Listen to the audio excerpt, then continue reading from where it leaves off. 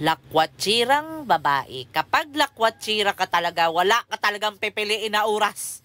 Kahit napakadilim pa sa paligid, wala talagang palalampasin na oras. Ang asawa din na sunod-sunuran, imbis na suwayin ang asawa, sunod-sunuran.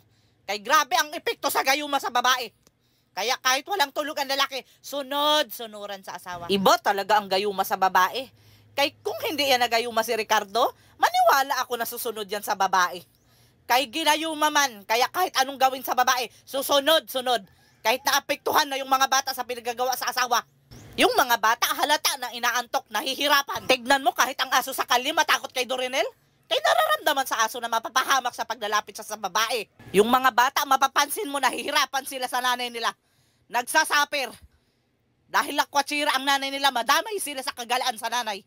Halata naman sa mukha ng mga kasama ni Dorinel na siya lang ang nasisiyahan sa lakwatsa. Napipilitan lang ang mga yan. Kay nagayuma man sa babae, ganyan ka-epekto ang gayuma sa babae. Lahat mauuto. Grabe ang isi sa babae, oh. Pero pakilusin mo yan sa mga gawaing bahay. Nakasimangot. Pero sa lakwatsa, grabe ang bungis-ngis sa lupa. Napakasaya ninyo sa lakwatsa.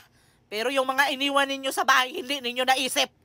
Kayo lang ang nag-i-enjoy. Sa bagay, ganyan naman talaga kapag tumatanda tayo.